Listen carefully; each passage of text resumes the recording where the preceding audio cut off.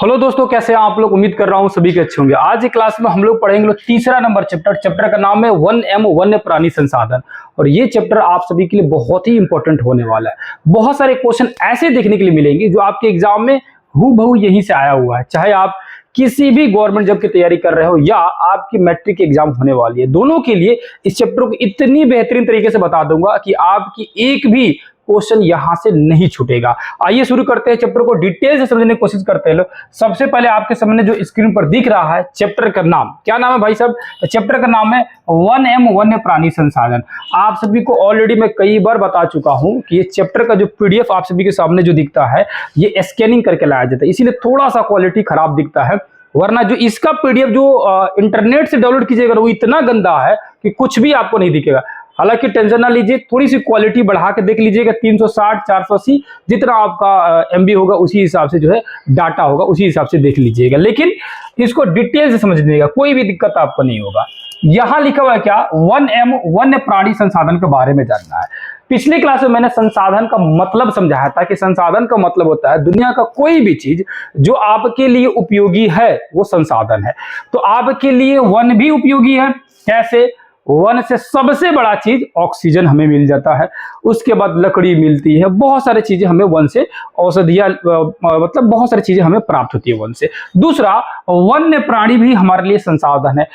घरेलू काम से लेकर बाहरी काम से लेकर बहुत सारी क्रियाएं जो है जानवर यानी वन्य प्राणियों द्वारा हमारी क्रिया जो संपन्न होती है। कुछ लोग उससे खाद्य पदार्थ के रूप में भी उपयोग करते हैं। तो वन्य प्राणी दोनों ही मनुष्य के लिए उपयोगी है, इसलिए वे लोग संसाधन है। अब हमें इस पूरी चैप्टर में जानना है कि इनकी स्थिति वर्तमान में क्या है, कैसे है, कितना बचे हैं, कितना खत्म हो गया, वन का विस्तार कितना है, किन देशों में कितना है, भारत में कितना है, आपके राज्य बिहार में कितना है, ये जानना है। दूसरा, ठीक उसी तरह वन्य प्राणी के बारे में जानना है कि वन्य प्राणी की स्थिति कितनी है, कौन सा जानवर मर गए, कौन से जानवर बचे हैं और कौन से जानवर जो है संकट में है कि भाई साहब उनकी भी अगर देखभाल ढंग से नहीं किया जाएगा तो वो खत्म हो जाएंगे। सरकार क्या कर रही है इस पे, सारे मुद्दों को एक एक करके डिटेल से जानेंगे लोग।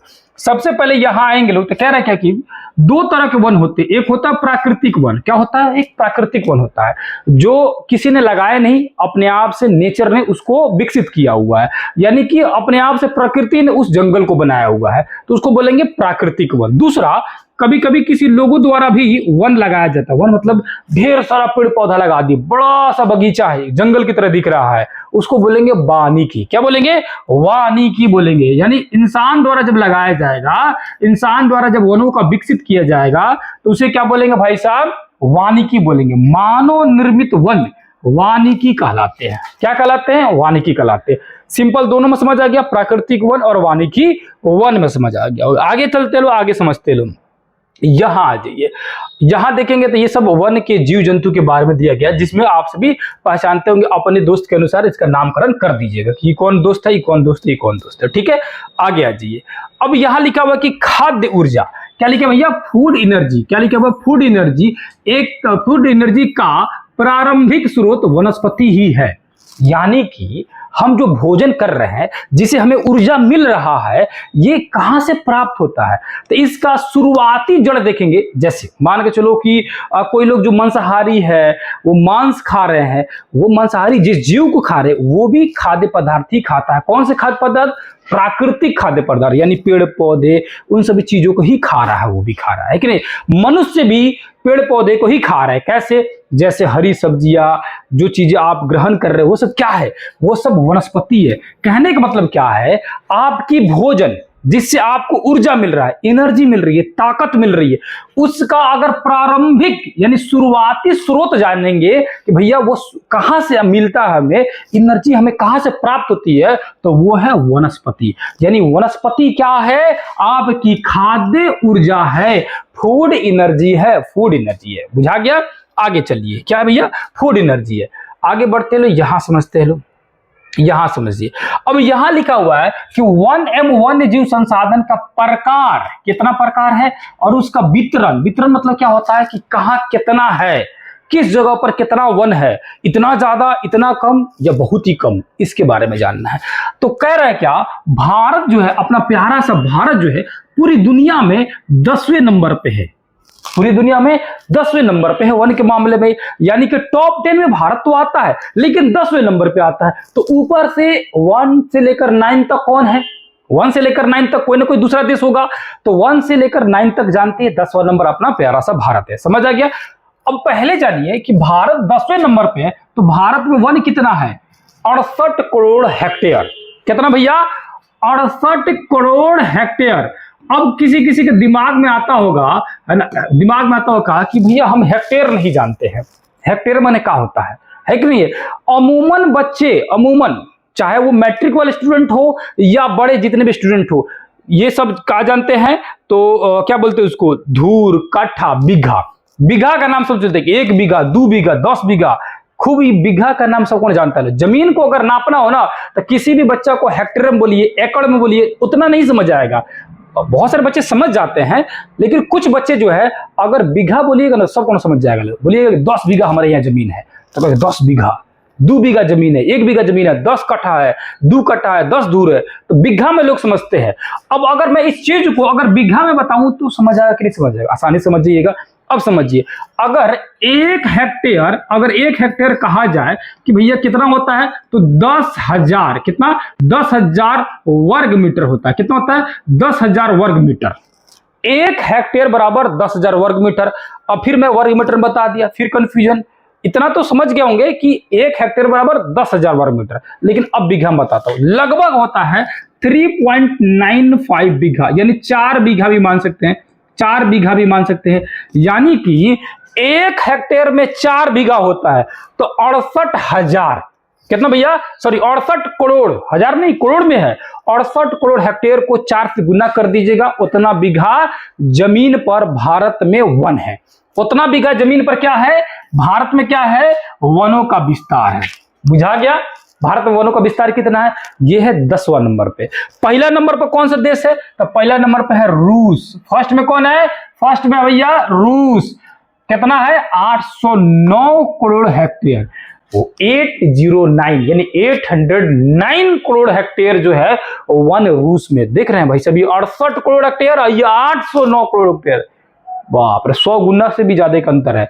100 गुना होता तो 600 करोड़ होता, 100 गुना से भी ज्यादा है, 125 गुना। जो कि विश्व में प्रथम है, इतना तो कौन हैलू ना है। ब्राजील सेकंड नंबर पर ब्राजील है, 478 करोड़ हेक्टेयर।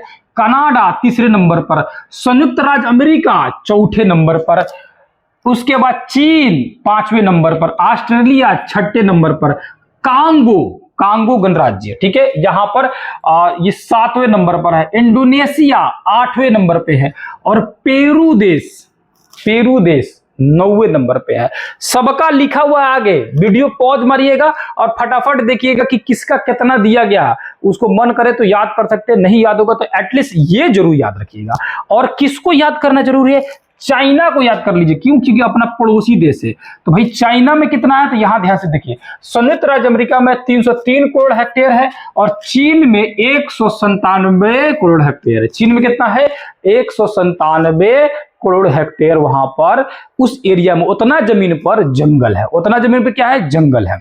मतलब इसको बीघा में बदलेंगे, तरीका बता दिए, 4 से गुना करना है, तो लगभग जो होता है 4 होता है, 3.95 होता है बीघा, 4 से कर सकते हैं, ठीक है।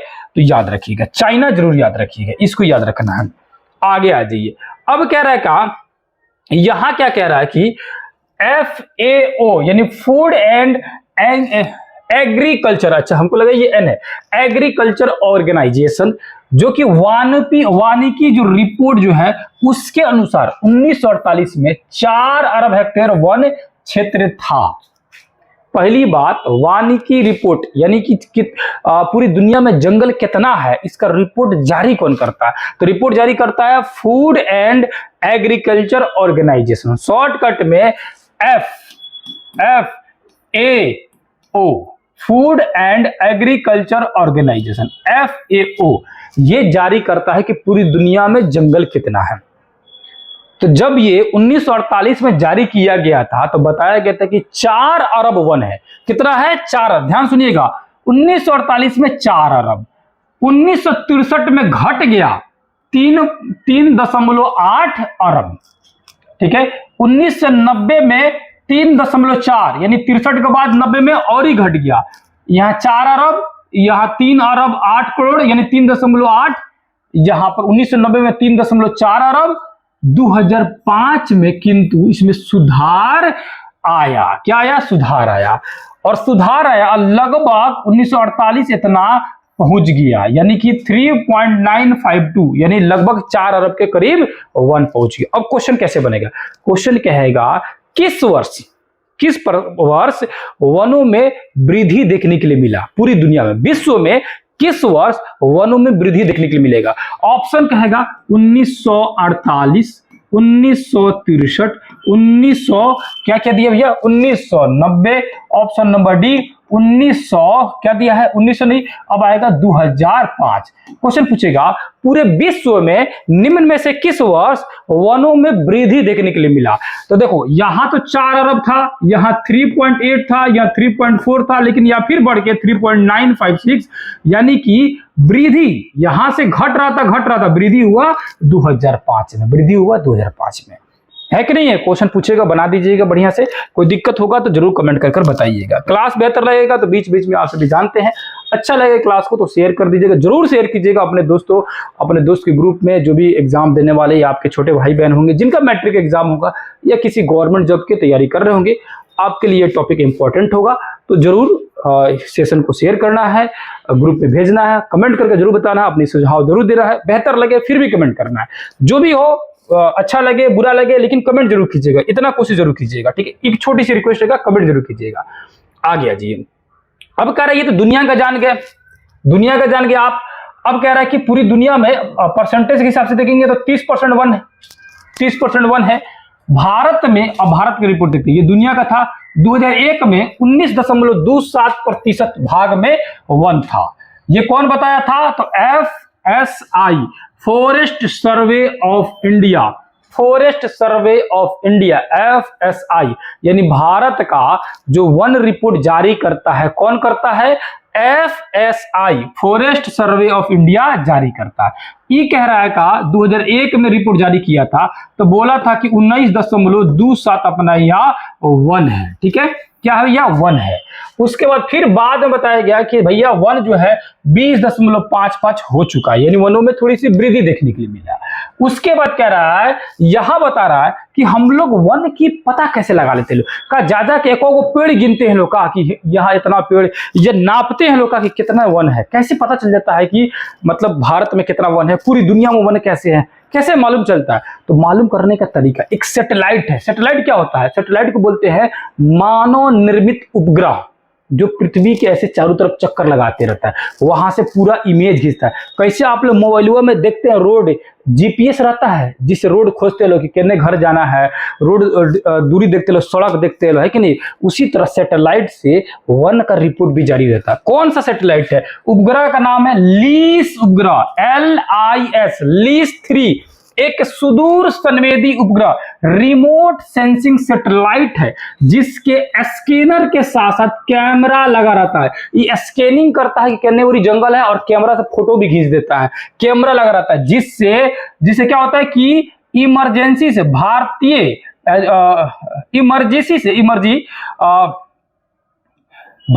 वन वास्तविक स्थिति को जानने में बहुत सहायता प्राप्त होता है। क्या लिखा हुआ है? इमेजरी से, ठीक है? इमेजरी मतलब होता है कि इमेज खींचता है, ठीक है? कोची से भैया? जो इसमें कैमरा लगा रहता है उसकी इमेजरी से, इमेज खींचने से क्या होता है? भारतीय वन का वास्तविक रिपोर्ट जारी हो पाता है। यानी भारत जो है अपना वन का रिपोर्ट जारी करने के लिए किसकी सहायता लेता है? किससे भैया वन की रिपोर्ट जारी कर लेता है? तो वन की रिपोर्ट जारी करता है अपनी सैटेलाइट LIS 3 से पता कर लेता है। LIS 3 क्या है? एक सैटेलाइट है।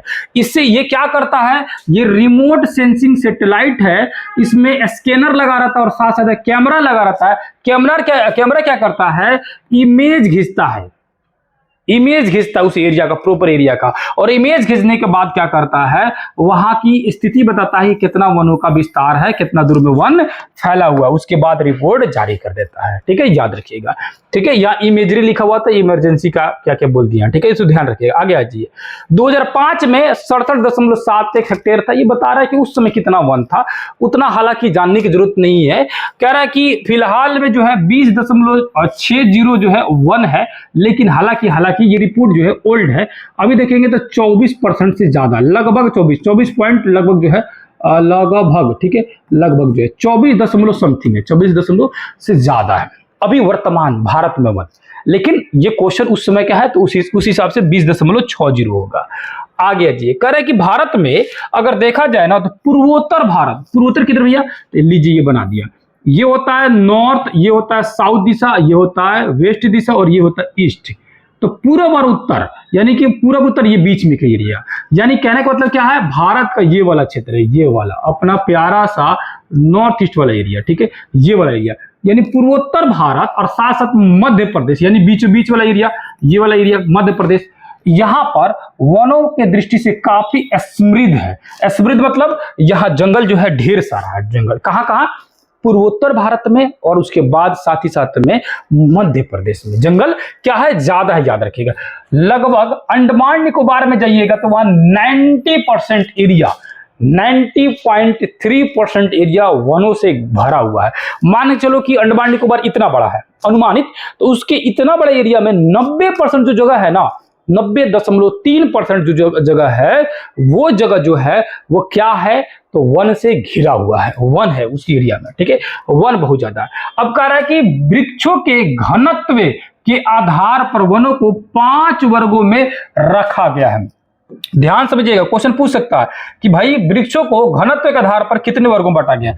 वृक्षों किसके, घनत्व के आधार पर। अब कहिएगा घनत्व क्या होता है, घनत्व मतलब होता है घना, घना मतलब कि कितना घना वन है उस हिसाब से बांटा गया। खूब घना मतलब कि ढेर जंगल है, इतना घना कि आपको दिन के समय भी उसके अंदर जाइएगा तो अंधेरा दिखेगा, सनलाइट नीचे आने में थोड़ी सी दिक्कत होगी। ठीक है, अंधेरा अंधेरा बगीचा दिखेगा, है कि नहीं, बड़ा सा जंगल, घना जंगल, उसको बोला जाएगा अति सघन वन, एकदम घना। इसका मतलब क्या, घना तो मतलब समझे है ना कि कितना घना वन है, और ज्यादा कम घना है तो उसको बोलेंगे भाई कम घना है, यानी सघन वन, उसको खुले वन, पूरी तरह से एकदम खुले वन, यानी इतना छिटपुट की एगो यहाँ पड़ेगा वहां पड़ेगा वहां पड़े, जंगल तो दिख रहा है लेकिन छिटपुट जंगल दिख रहा है। तो यानी घनत्व मतलब होता है कि कितना घना है, ज्यादा कम या मीडियम, कितना घना है। तो घनत्व के आधार पर 5 भागों में वनों को बांटा गया है। अत्यंत सघन वन यानी खूब घना है, कितना घना है, 70% वहां खाली जंगले देखने के लिए मिलेगा एरिया में, यानी जमीन कम दिखेगा, खाली जंगल जंगल जंगल दिखेगा आपको, 70% जंगल दिखेगा। उसके बाद दूसरा आता है सघन वन, वह 40 से 70% के बीच वाले एरिया में, यानी हो सकता है उस एरिया में 50% जमीन दिखे, 50% जंगल दिखे, 60% दिखे, तो 40 से 70 के बीच में अगर ऐसा घना जंगल दिख रहा है तो वो आता है सघन। ओकरा से बेसी घना है तो अत्यंत सघन, और ओकरा से कम घना है यानी 10 से 40% वहां जंगल दिख रहा है तो कहेंगे खुले वन। और 200% से भी कम वन दिख रहा है, यानी जमीन ज्यादा दिख रहा है और 10% एरिया में जंगल दिख रहा है, 10% मतलब छिटपुट यहाँ वहां वन दिख रहा है, तो कहेंगे उसको झाड़िया एवं अन्य वन। और 5वां कैटेगरी क्या रहेगा कि मैंग्रोव वन, जो कि तटीय वन कहलाता है। तटीय वन की माने क्या होता है, तट, तट मतलब होता है समुद्र के किनारा, जैसे कैसे बोलते हैं आप लोग नदी के घाट, यानी घाट है, सजिया घाट, भुरिया घाट, छठ पूजा वगैरह में जाते होंगे, देखते होंगे, उसी तरह समुद्र किनारा को बोलते हैं तट।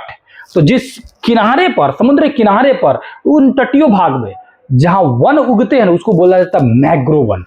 कहां कहां देखने के लिए मिलता है ये, खासकर ये देखने के मिलता है आपको जो है ये पश्चिम बंगाल वाला एरिया में, ठीक है। उसके बाद साथ साथ में आएंगे तो यहाँ वाला, ये वाला खंबात खड़ी वाला एरिया में, इन सभी जगहों पर जहां तट है वहां पर देखने को मिलता है। यहाँ गोदावरी, कृष्णा, कावेरी ये नदियां जाती है, इन तटीय क्षेत्र में भी डेल्टाई वन यानी मैंग्रोव वन पाया जाता है। क्या पाया जाता है, डेल्टाई वन यानी मैंग्रोव वन पाया जाता है। यहाँ पर कुछ पेड़ पाए जाते हैं, जिस पेड़ का नाम है सुंदरी। क्या पेड़ का नाम है, सुंदरी। इसीलिए कभी कभी इस जंगल को सुंदर वन भी कहा जाता है। क्या कहा जाता है, सुंदर वन। काहे सुंदरवन कहा जाता है, क्योंकि इस एरिया का जो जंगल का ही नाम है सुंदरी पेड़, मतलब पेड़वे के नाम है सुंदरी पेड़, तो सुंदरी पेड़ के कारण इस जंगल का पूरा नाम पड़ गया सुंदरवन डेल्टा। सुंदरवन डेल्टा याद रखिएगा। कहाँ मिलेगा? गुजरात वाला क्षेत्र में थोड़ा बहुत देखने को मिलेगा, पश्चिम बंगाल वाला क्षेत्र में देखने को मिलेगा, साथ साथ में पूर्वोत्तर भारत के कुछ क्षेत्रों में थोड़ी बहुत देखने के लिए मिलेंगे में, जो कि समुद्र किनारे सटे हुआ होगा। ठीक है, आगे आ जाइए। अब एक एक करके जानते हैं लोग कि अत्यंत सघन वन जो है वो भारत के किन क्षेत्रों में इसका विस्तार है। कह रहा है कि भाई साहब असम और सिक्किम को छोड़ दीजिए, क्या कीजिए? असम और सिक्किम को छोड़ दीजिए आप लोग, और ओकरा बाद आ जाइए जितना भी पूर्वोत्तर राज्य बचा, असम और सिक्किम को छोड़ दीजिए, बाकी जितना भी पूर्वोत्तर राज्य बचा उन सभी वनों में 75% से भी अधिक वन देखने के लिए मिलते हैं। उन सभी क्षेत्रों में 75% से भी अधिक वन देखने को मिलते हैं, यानी वो सब एरिया अत्यंत सघन वन की कैटेगरी में आता है। अब लाइए मैं छोड़ देता हूं, किसको छोड़ देता हूं भैया? सिक्किम को छोड़ देता हूं और आसाम को छोड़ देता हूं। तो बचल कौन? आइए देख लेते हैं लोग। बचा कौन? आइए देख लेते हैं लोग। ये रहा सिक्किम, इसको छोड़ देना है, और यहां रहा, ये रहा असम, असम ये रहा असम, इसको भी छोड़ देना है। ये बच गया अरुणाचल प्रदेश, नागालैंड, मणिपुर, मिजोरम, त्रिपुरा, मेघालय, इतना बच गया राज्य। समझ में आया है ना? तो इन सभी राज्यों में क्या है? अत्यंत सघन वन है, अत्यंत सघन। एक बार मैप जरूर आप लोग देखिएगा। ज्योग्राफी का मतलब होता है मैप।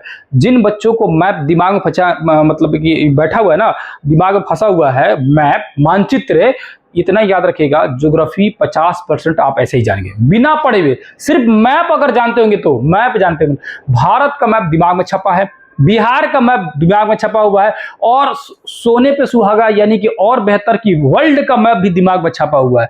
भाई साहब उसको ज्योग्राफी तो बहुत ज्यादा पढ़ने की जरूरत ही नहीं है, जो भी पढ़ेगा ना धाए धाए उस दिमाग में घुसेगा, धाए धाए घुसेगा। बिहार, भारत और वर्ल्ड, और इस तीनों मैप को बहुत लोगों को बोरियत फील होता है, कैसे सर उसको याद करेंगे लोग, कैसे वो पूरी समझेंगे लोग मैप को। उसका आसान तरीका होता है, मैप को जहां भी आप सोते हैं, जो भी आपका बेडरूम है, बाहर अगर पढ़ते होंगे, घर पे पढ़ते होंगे, आपका स्पेशल जो रूम होगा, स्टडी रूम होगा, उस रूम में चिपका दीजिए तीनों मैप को। ठीक है, और पढ़िए, अपना जो भी पढ़ना पढ़ते रहिए। हमेशा जब पढ़ाई खत्म हो जाए या पढ़ने से पहले जा रहा हो या बोरियत फील हो, उठिए चुपचाप, उठ के मैपों का झांकिए, देखिए, और देखिए कि ये कौन सा राज्य है? केरल है, ओकरा ऊपर में देखे तो कर्नाटका दिख रहे हैं, और तमिलनाडु है, ओ इसी, फिर बगल में देखिएगा तो लिखा रहेगा मालाबार तट है, तो कोई अरे बाप रे, केरल के बगल में मालाबार तट होता है का? फिर हेन्ने देखिएगा तो ओ ये कोरोमंडल तट है, इसी को बोला जाता था। जा, हम तो जानबो नहीं करते थे। ऐसे खुद देखिएगा तो आपको खुद लगेगा। फिर आइएगा इधर ऊपर में, ये पश्चिम बंगाल है, देखिएगा ओ बिहार से सटले है पश्चिम बंगाल। तभी बोले कि सर पढ़ाते थे कि पश्चिम बंगाल है पूरब साइड में बिहार के। ले सही बात है यार, मैपों में तो दिख रहा है। तो इस तरह का होगा ना, ऐसे देखते रहिए, मन कुछ भी ऐसे टाइम पास करते रहिए, पढ़ने से पहले, पढ़ने के बाद, या कभी बोरियत फील हो रहा पढ़ाई से, मैप देखते रहिए। एक दिन में नहीं होगा, 2 दिन में नहीं होगा, महीना दिस इस हैबिट कीजिएगा ना, 5 मिनट 6 मिनट मैप को देखते रहिएगा, कंफर्म गारंटी के साथ बता रहा हूं, आपको एक समय आएगा पूरा मैप दिमाग में छप जाएगा, और ये सारी कंसेप्ट जो है बहुत बेहतरीन तरीका से समझ आने लगे। आगे चलते हैं लोग। खुले वन, खुले वन कहाँ कहाँ देखने को मिलेगा? अब पहले सघन वन देखते हैं। सघन वन कहाँ देखने को मिलेगा? तो सघन वन जो देखेगा, हिमाचल प्रदेश, सिक्किम, मध्य प्रदेश, जम्मू कश्मीर, महाराष्ट्र और उत्तराखंड के पहाड़ी क्षेत्रों में जो है ये सघन वन देखने के लिए मिलते हैं। वनों का विस्तार जो है देखिए 70% से थोड़ा सा कम है, लगभग 60 से 62% जो है वहां पर वन देखने के लिए मिलते हैं। जगह का नाम याद रखिएगा, हिमाचल प्रदेश, सिक्किम, मध्य प्रदेश, जम्मू कश्मीर, महाराष्ट्र और उत्तराखंड। फिर वही बात, मैप अगर दिमाग में रहता तो आप तुरंत पकड़ लेते कि किधर की बात मैं कर रहा हूं। खुले वन, खुले वन में कर्नाटका, तमिलनाडु, केरल, आंध्र प्रदेश, उड़ीसा वाला जो क्षेत्र जो आता है वो खुले वन के कैटेगरी में आता है। साथ साथ असम के 16 आदिवासी क्षेत्र भी आता है, इन कैटेगरी के अंतर्गत आता है। ठीक है, याद रखिएगा। अगला आ जाइए, खुले वन हो गया। अब आइए झाड़िया एवं अन्य वन। झाड़िया में राजस्थान का मरुस्थलीय क्षेत्र, और पंजाब, हरियाणा, उत्तर प्रदेश, अपना बिहार, बिहार भी आपका जो है बिहार और पश्चिम बंगाल वाला भी एरिया जो है किस प्रकार का वन के कैटेगरी में आता है? झाड़िया एवं अन्य वनों में पाया जाता है, जहां पर वनों का विस्तार जो है कितना है? 10% से भी कम है। यानी बिहार में कितना है? मात्र 7% है। तभी ना इस कैटेगरी में आ रहा है, झाड़िया अन्य वन के कैटेगरी में आ रहा है कि नहीं आ रहा है? समझ रहे ना? इससे भी बहुत ही कैटेगरी में बहुत ही कम यहाँ पर वन है, याद रखिएगा। 10% से भी क्या है? कम है, याद रखिएगा। आगे आ जाइए, अब समझते हैं लोग यहाँ पांचवा जो था मैग्रो वन। मैग्रो वन कहां पाया जाएगा, अभी मैंने बताया हूं, गुजरात वाला एरिया में, अंडमान निकोबार वाला एरिया में, क्योंकि ये भी समुद्र सटे हुए एरिया है, यहाँ भी तटीय भाग है। और 12 राज्य एवं केंद्र शासित प्रदेशों में जो भी तटीय क्षेत्र होगा वहां पर मैग्रो वन जो है पाया जाता है, जिनमें आंध्र प्रदेश है, गुजरात है, कर्नाटक है, महाराष्ट्र, उड़ीसा, तमिलनाडु, पश्चिम बंगाल, अंडमान निकोबार, पौंडीचेरी, केरल, दमन और दीव, ये सभी क्षेत्र जो है शामिल है। सब का सब क्षेत्र जो है समुद्र किनारे होगा। आप मैप में जाके देख लीजिए एक एक को, इन सभी जगहों पर क्या पाया जाएगा, मैग्रो वन पाया जाएगा। अभी तुरंत समझाया हूं, तटीय क्षेत्र में क्या पाया जाता है, वन पाया जाता है। कौन से वन, मैग्रो वन पाए जाते हैं, ठीक है। अब कह रहा है कि लेकिन फिर भी इन सभी जगहों पर सबसे ज्यादा मैग्रो वन पश्चिम बंगाल में पाया जाता है। सबसे बड़ा मैग्रो वन पश्चिम बंगाल में पाया जाता है। दूसरे नंबर पर गुजरात में पाया जाता है मैग्रो वन। तीसरे नंबर पर कौन सा एरिया, तो अंडमान निकोबार में मैग्रो वन पाया जाता है। बात हो रही है मैग्रो वन की, बात किसकी हो रही है, मैग्रो वन हो रही है। एक नंबर पर पश्चिम बंगाल, 2 नंबर पर गुजरात, 3 नंबर पर अंडमान निकोबार द्वीप समूह, यहां पर मैग्रो वन पाया जाता है। आगे है जी, अब कह रहा है का देश के कुल वन आच्छादित, वन आच्छादित मतलब होता है कि वन छाया हुआ, वन आच्छादित क्षेत्र का 25.11% क्षेत्र पूर्वोत्तर भारत के 7 राज्य में ही पाया जाता है। यानी कि जो 7 सिस्टर है, 7 सिस्टर किसे कहा जाता है, वही वाला एरिया जो अभी मैंने बताया, ये वाला जो एरिया होता है इसको 7 सिस्टर कहा जाता है, इनको 7 सिस्टर कहा जाता है। काहे कहा जाता है, इसका भी एक रीजन है, बताऊंगा डिटेल से, फिलहाल इसको समझिए, ठीक है। तो इन 7 सिस्टर वाले एरिया में ज्यादा वन पाया जाता है। लगभग भारत का जितना भी जंगल है उसका 25% तो वही पाया जाता है। और उसके बाद देखेंगे तो बाकी 188 आदिवासी जिला है, वहां भी वन पाया जाता है। लेकिन भारत में सबसे ज्यादा वन मध्य प्रदेश में पाया जाता है, सबसे ज्यादा वन मध्य प्रदेश है, 1 नंबर पे है। दूसरे नंबर पर अरुणाचल प्रदेश है, तीसरे नंबर पर छत्तीसगढ़ है, चौथे नंबर पर उड़ीसा है और 5वें नंबर पर महाराष्ट्र है। सबको याद कर लीजिएगा, पहला, दूसरा, तीसरा, चौथा, 5वां सब याद कर लीजिएगा। पहला मध्य प्रदेश, दूसरा अरुणाचल प्रदेश, तीसरा छत्तीसगढ़, चौथा उड़ीसा, 5वां महाराष्ट्र, याद रखिएगा। ये सब वनों का विस्तार है। अब आ जाइए अगला, कह रहा है कि दुनिया में देखेंगे तो अपना देश भारत जो है ना वन का विकास कर रहा है, तेजी से विकास कर रहा है। लेकिन विकास करने के मामले में चाइना के बाद दूसरे स्थान पे है। चाइना 1 नंबर पे है वन का विकास करने में, जंगल का विकास चाइना कर रहा है तेजी से, लेकिन भारत जो है दूसरे नंबर पे है वनों को विकास करने में, ठीक है। अब कह रहे बिहार में कितना है भाई साहब, तो बिहार में है, यहाँ थोड़ा सा ये क्या बोलते हैं पेन वगैरह चला होगा, 6764.14 यानी 6764.14 हेक्टेयर वनों का क्षेत्र जो है बिहार में बचा हुआ है। अब इसको फिर से इससे 4 से गुना कर लीजिएगा, उतना बीघा आपको मिल जाएगा। पहले तो ये 1000 दिया ना, हाँ ठीक है, ये तो इसको 4 से गुना कर दीजिएगा, बीघा मिल जाएगा। कितना बीघा वन अपना बिहार में है, याद रखिएगा। परसेंटेज के हिसाब से देखेंगे तो 7.1%, 7.1%, कहीं कहीं लगभग 7% भी देता है, 7% लगभग देता है, ठीक है, लगभग 7% भी देता है, याद रखिएगा। तो 7.1% जो है क्या है, वन है, याद रखिएगा। कहाँ पे भैया, बिहार में वन है। परसेंटेज हो गया, और यहाँ पर 6 होगा, 60.14 जो है वन है, याद रखिएगा। बिहार में कितना जिला है, 38 को जिला है, जिसमें 17 जिला में वन क्षेत्र जो है समाप्त हो चुका है भैया, समाप्त हो चुका है, जंगल ही खत्म हो चुका है। कितना क्षेत्र में, 17 जिला में, 38 जिला में 17 जिला खत्म हो गया। बचल कितना जिला, आप लोग गिन के उसको समझ लीजिएगा। इतना भी नहीं समझ आएगा तो क्या समझ आएगा। अब कह रहा है कि पश्चिमी चंपारण, मुंगेर, बांका, जमुई, नवादा, नालंदा, गया, रोहतास, कैमूर और औरंगाबाद जिले में वनों की स्थिति बेहतर है। तो आप अपना अपना जिला याद कर लीजिएगा, और इसमें आपका जिला होगा तो कमेंट करके जरूर बता दीजिए कि आप किस जिला से हैं। जिसका कुल क्षेत्रफल 3700 वर्ग किलोमीटर है, यानी कि अभी 6764 यानी 6764 देखे लो, ये इतना एरिया में जो फैला हुआ था वन, उसमें से 3700 इस मात्र जिला में ही वन है।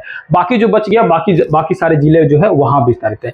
यानी इतना वन इतना ही जिला में है। क्या वो 1 2 3 4 5 6 7 8 और 9 10 जिले में जो है 3700 वन 10 जिला में, बाकी 3000 और बच गया, लगभग 3000 बच गया। 3000 जो है जो एरिया बच गया वनों का, वो 10 गो जिला छोड़ के बाकी जो 28 गो जिला और बचा, उस 28 जिला में उसका विस्तार है। जिनमें से तो 17 गो जिला में तो है लेना है, 17 गो जिला में तो है लेना है, याद रखिए 11 गो और बच जाएगा। तो अब कह रहा है यहाँ पर आ जाइए, प्रशासनिक दृष्टि से वनों का विकास, ध्यान समझिएगा, प्रशासनिक दृष्टि, प्रशासन की दृष्टि से जो है वनों को कितने वर्गों में बांटा गया है, ध्यान रखिएगा, घनत्व के आधार पर 5 भागों में बांटा गया था। प्रशासनिक दृष्टि से कितने भागों में, 3 भागों में, क, ख और एक और नीचे दिया होगा ग। क्या दिया होगा, क, ख और ग। यहाँ जी क, ख और ग, ध्यान से देखिएगा। आइए एक एक करके बताते हैं। किस दृष्टि से, प्रशासनिक दृष्टि से। क में क्या नाम है, आरक्षित वन, यानी रिजर्व्ड फॉरेस्ट, रिजर्व। आप जानते होंगे रिजर्व मतलब क्या होता है, उसको रिजर्व कर लीजिए, कोई भी चीज को आप रिजर्व कर ले रहे हैं सिंपल भाषा में, तो क्या नाम लिखा है हिंदी में, आरक्षित क्षेत्र, आरक्षित वन, यानी कि वैसे वन जिसको रिजर्व कर लिया गया, किसके द्वारा, सरकार द्वारा। आप रिजर्व कीजिएगा ना, सरकार द्वारा रिजर्व किया गया है। वहां पर ना लकड़ी काट सकते हैं और ना ही पशु चारण कर सकते हैं, कुछ और नहीं कर सकते, ना लकड़ी काटिएगा, ना पशु चराने ले जाइएगा, लेगा चराने तो आप ही को चरा देगा लो, ठीक है, याद रखिएगा। संरक्षण के लिए ये जो आरक्षित वन जो है सबसे मतलब मूल्यवान वन माना जाता है, यानी सबसे बेहतर है, क्योंकि पूरा सरकार के कंट्रोल में रहता है।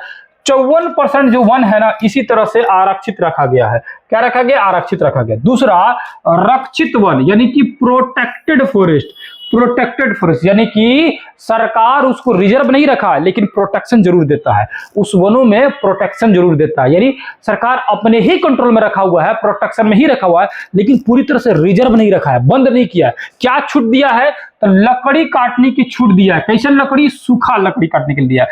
क्या, क्यों, विशेष नियमों के बाद कुछ नियम लगाया कि इतना दूर लकड़ी काट सकते, ये ना कि पूरे जंगल में घुस जाइए, जाइए घुसने के लिए शेर वगैरह कुछ बड़का जानवर मिल जाएगा, वो आपको ही सुखा देगा, वो नहीं है कि नहीं है। तो कुछ नियम है, कुछ एरिया है कि इतना दूर आप जा सकते हैं, है कि नहीं है। पशु भी चरा सकते हैं, लकड़ी भी काट सकते हैं, उस तरह के वनों को क्या बोलते हैं, रक्षित वन, यानी प्रोटेक्टेड फॉरेस्ट बोलेंगे, याद रखिएगा। समझ आ गया। 29% वन जो है इसी प्रकार का, ये 54% था और ये 29% है, ठीक है, याद रखिएगा। तीसरा, औगीकृत वन, औगीकृत मतलब होता है अनक्लासिफाइड फॉरेस्ट। अनक्लासिफाइड जो है फॉरेस्ट, यानी कि उसका कोनो वर्ग निर्धारित नहीं किया गया, वो एक तरह से समझिए तो खुला जगह है, परती पड़ा हुआ जगह है, छोटा मोटा जंगल दिख रहा है, सरकार ऐसे ही छोड़ दिया, मन करे जिसको जाना है नहीं जाना है कुछ करे, वो पूरी तरह से रिजर्व नहीं किया गया है, नहीं रिजर्व रखा गया है और ना ही उस पर क्या बोलते हैं सरकार अपने कंट्रोल में रखता है, मतलब उसको छोड़ दिया गया, इसी तरह सिंपल समझिए छोड़ दिया गया। उसमें हो सकता है वो सरकार का भी हो सकता है कुछ ऐसा जंगल दिख रहा हो जो किसी पर्सनल इंसान का हो, यानी जिसका स्वामित्व है, कोई समुदाय भी हो सकता है, कोई व्यक्ति भी हो सकता है, कोई सरकार भी हो सकता है। स्वामित्व मतलब होता है कि मालिक, उस जंगल का मालिक कोई भी हो सकता है। कुछ ऐसे भी जंगल आपको देखने के लिए मिलेंगे जो किसी पर्सनल राजा महाराजा का होगा या किसी बड़े आदमी को होगा, जो बड़ा सा एरिया में बगीचा लगाए होंगे, जो जंगल की तरह दिखता होगा, है कि नहीं है। तो वो सब कौन से वन कहलाएंगे, किस कैटेगरी में, औगीकृत वन की कैटेगरी में आएंगे। ऐसे वन जो है भारत में 17% है, ऐसे वन है भारत में, ऐसा नहीं है कि लोगों का पर्सनल वन नहीं है, ठीक है। तो 17% वन भी है, ठीक है, जहां जैसे मर्जी वैसे कर सकते हैं आप। अगला आ जाइए, कह रहा कि आरक्षित वन और रक्षित वन, यानी कि दोनों आरक्षित और रक्षित वन में देखेंगे तो सबसे ज्यादा वन जो है मध्य प्रदेश में, यानी कि एक तरह से रिजर्व किया गया और जो है पूरी प्लानिंग के साथ जो जहां चलाया जा रहा है, यानी प्रोटेक्शन के साथ और रिजर्व किया गया, दोनों तरह का वन जो है सबसे ज्यादा मध्य प्रदेश में। ऐसे भी वन ही मध्य प्रदेश में ज्यादा है कि नहीं, चाहे किसान को वन हो। उसके बाद जम्मू कश्मीर, आंध्र प्रदेश, केरल, तमिलनाडु आदि सभी एरियाओं में जो है आरक्षित वनों का विस्तार है, याद रखिएगा। यहाँ पर सब राज्य का नाम दिया गया है, रट लीजिएगा बढ़िया से। बिहार में किस प्रकार का वन है, रक्षित वनों का अनुपात है। क्या है भैया, बिहार में रक्षित वन, बिहार, हरियाणा, पंजाब, हिमाचल प्रदेश, उड़ीसा, राजस्थान के कुल वनों में रक्षित वनों का एक बड़ा अनुपात है। कौन सा वन है, बिहार में रक्षित वन है। तो पूछेगा कि भाई साहब निम्न में से किस प्रकार के वन जो है बिहार में पाए जाते हैं, आरक्षित, रक्षित या औगीकृत। तो रक्षित वन बिहार में पाए जाते हैं। रक्षित मतलब प्रोटेक्टेड फॉरेस्ट जो है पाया जाता है बिहार में। पूर्वोत्तर राज्य में जो है बहुत सारा ऐसे औगीकृत वन पाए जाते हैं पूर्वोत्तर भारत में। पूर्वोत्तर भारत मतलब समझ आ गया, नॉर्थ ईस्ट वाला एरिया जो अभी बताया, इस वाला कॉर्नर वाला एरिया जो है ये नॉर्थ ईस्ट वाला एरिया। याद है कि नहीं याद है, आ गया जी। आगे चलते लो, यहां समझते लो। कह रहा है क्या भाई साहब, 20वीं सदी के मध्य तक के 24% वन जो है विस्तार था। अब 20वीं सदी लिखा है ना, याद रखिएगा जब भी बोलेगा 20वीं सदी, 20वीं सदी एक मतलब कह रहा है कि 1901 से लेकर 1999 की बात की जा रही है, तब उसको बोलते हैं 20वीं सदी। और 21वीं सदी में वन जो है कम हो गया, 19% ही रह गया। 21वीं सदी मतलब कह रहा है कि 2001 से लेकर 2099 तक की बात कर रहा है, इस समय जो है वन जो है कम हो गया है। ठीक है, इस समय इस कैटेगरी की बात की जा रही है। अभी वन मतलब कि धीरे धीरे बढ़ रहा है, लेकिन कम ही माना जाएगा। पूर्वोत्तर भारत में वन ठीक ठाक है। पूर्वोत्तर भारत में जो है एक झूम खेती होती है। इस झूम खेती को क्या बोलते हैं, स्लैश एवं वर्ण कृषि बोलते हैं। झूम कृषि बोलिए, स्लैश एवं वर्ण कृषि बोलिए, स्थानांतरित कृषि बोलिए, इस कृषि का नाम अलग अलग है। अब ये कृषि होता क्या है, करता क्या है, इस एरिया में के लोग क्या करता है, ये आदिवासी लोग क्या करते हैं, कुछ एरिया में के छोटे छोटे झाड़ियों को काट देते हैं और काट के जला देते हैं। जलाने के बाद उसका राख उसी मिट्टी में मिला देते हैं और मिला के वहां पर खेती करते हैं। क्या करते हैं, मिला के उस जगह पर खेती करते हैं। उसीलिए उस जगह को बोला जाता है स्लैश और वर्ण कृषि। और ये प्रक्रिया अलग अलग दोहराते रहते हैं, यानी ये जगह से वो जगह पर, वो जगह से वो जगह पर, इसीलिए स्थानांतरित कृषि भी बोलते हैं इसको। और झूम वहां का स्थानीय नाम हो जाता है, झूम कृषि। ठीक है, याद रखिएगा। अब कह रहा है कि वन जो है ना धीरे धीरे बर्बाद हो रहे हैं बहुत सारे कारणों से, है ना। जितने भी कुछ एरिया को तो आरक्षित कर लिया गया, रिजर्व कर लिया गया, फिर भी वो धीरे धीरे उस पर प्रभावित हो रहा है।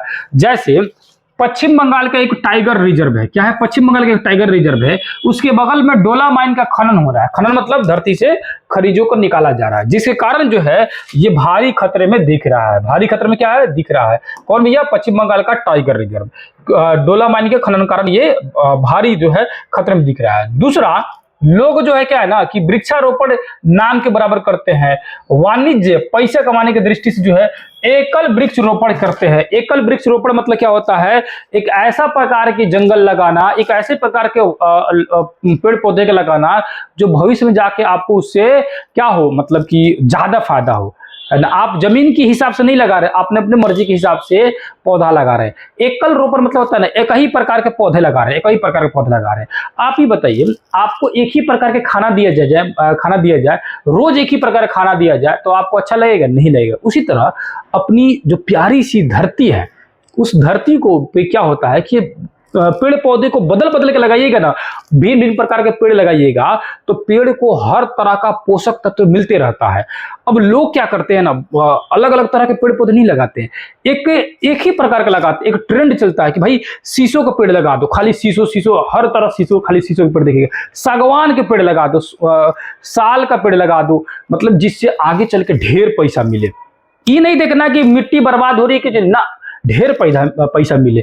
यानी वाणिज्य की दृष्टि से, वाणिज्य मतलब होता है पैसा कमाने की दृष्टि से एकल वृक्ष रोपण हो रहा है। आपको लग रहा है कि पेड़ लगा रहे हैं, फायदा होगा, पर्यावरण शुद्ध होगा, लेकिन मिट्टी बर्बादी भी हो रही है और जो जंगल का विकास होना चाहिए उस तरह नहीं हो रहा है। आप अपने लालच के हिसाब से पेड़ पौधे को लगा रहे हैं, जो ओरिजिनली विकास जो है नहीं कर पा रहा है। ठीक है, नहीं कर पा रहा है। यहां जैसे देखेंगे, उदाहरण के तौर पर लिखा है कि सागवान का एकल रोपण के कारण देखिए क्या हुआ भैया, दक्षिण भारत के जितने भी अगल बगल के जो प्राकृतिक वन थे वो बर्बाद हो गया। एकल वृक्षारोपण किया गया, बाकी जो वन था उसका पोषक तत्व खत्म हो गया इसके कारण। ठीक है, क्योंकि एक ही प्रकार का वन मिला तो मिट्टी में पोषक तत्व कमी हो गई और वो पोषक तत्व उस दूसरे जो पेड़ थे, प्राकृतिक जो वन थे, उसमें से ह्रास होने लगा, यानी कमी होने लगा। धीरे धीरे वो पेड़ खत्म हो गए। ठीक है, समझ रहे हैं ना, देख रहे हैं, पैसा कमाने की वजह से वो खत्म होने लगा। हिमालय में चीड़ पाइन के रोपण से हिमालयन ओक और रोडोडेंड्रॉन वनों का नुकसान हुआ है। क्या हुआ भैया, वनों का नुकसान हुआ है। अब यहां देखिएगा, एक हिमालयन यौ नामक जो है पेड़ पाया जाता है। क्या, किस तरह का, हिमालयन यौ, हिमालयन क्या, यौ। इससे क्या होता है, ध्यान समझिए, ये चीड़ के प्रकार का सदाबहार वृक्ष है, चीड़ प्रकार का। इससे एक औषधि मिलता है, दवाई मिलता है। कौन सी दवाई मिलता है, ध्यान समझिएगा। इसमें से क्या दवाई निकलता है, टेक्सोल नामक रसायन निकलता है। कौन सा रसायन, टेक्सोल। अभी टेक्सोल से क्या होता है, कैंसर का बीमारी इससे ठीक होता है।